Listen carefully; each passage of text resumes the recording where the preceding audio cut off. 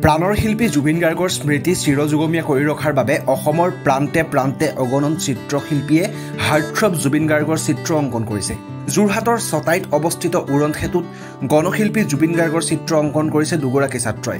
দুয়োগৰাকী ছাত্ৰ পেছাদাৰী চিত্ৰশিল্পী নহয়, কিন্তু দুয়োৰে হৃদয়ত আছে জুবিন গাৰ্গলৈ অলেখ অযুত মৰম ভালপোৱা।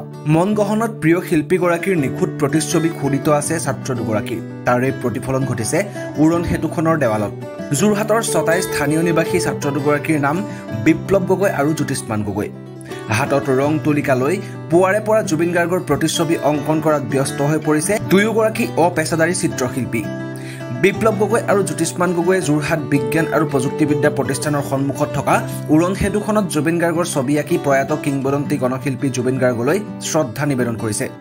কায়িকভাৱে জুবিন গাৰ্গ এই পৃথিৱীৰ পৰা অকালতে বিদায় ল'লেও জনতাৰ হৃদয়ে হৃদয়ে অসমৰ সংগীত জগতৰ একছত্ৰী সম্ৰাটগৰাকী চিৰকাল জীয়াই থাকিব। কলা সংস্কৃতি আৰু শিল্পৰ মাজেৰে জুবিন গাৰ্গৰ সত্তা চিৰপ্ৰবাহিত হৈ থাকিব। শাৰীৰিকভাৱে নাথাকিলেও অসমীয়াৰ প্ৰাণৰ চেতনাত অমৰ হৈ ৰ'ব জুবিন গাৰ্গ।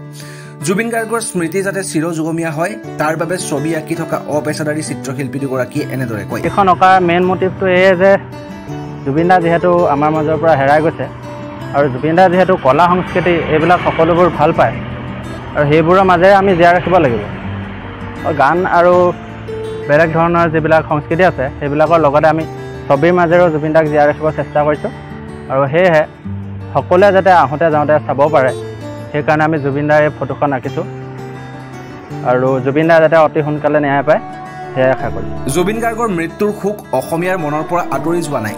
এই দুগৰাকী চিত্ৰশিল্পীৰো মনৰ পৰা জুবিন গাৰ্গৰ মৃত্যুৰ বেদনা আঁতৰ হোৱা নাই। তেওঁলোকে অন্তৰৰ শোকক শিল্পলৈ পৰ্যবেক্ষিত কৰিছে। পেছাদাৰী শিল্পী নহয় যদিও প্ৰখৰ ৰ'দত থিয় হৈ ঘণ্টা ধৰি হাতৰ তুলিকাৰে দুয়োগৰাকী ছাত্ৰই জুবিন গাৰ্গৰ ছবিখন আঁকি উলিয়াইছে। তেওঁলোকৰ উদ্দেশ্য এটাই, মানুহে যাতে আহোঁতে যাওঁতে জুবিন গাৰ্গৰ ছবিখন দেখি থাকে, মানুহৰ স্মৃতিত যাতে জুবিন গাৰ্গ অমৰ হৈ থাকে। প্ৰতিগৰাকী জুবিন অনুৰাগীৰ দৰে এই দুগৰাকী চিত্ৰশিল্পীয়েও জুবিন গাৰ্গৰ ৰহস্যজনক মৃত্যুৰ ন্যায় বিচাৰিছে। যোৰহাটৰ পৰা সপোন বৰাৰ ৰিপৰ্ট, লোকেল 18।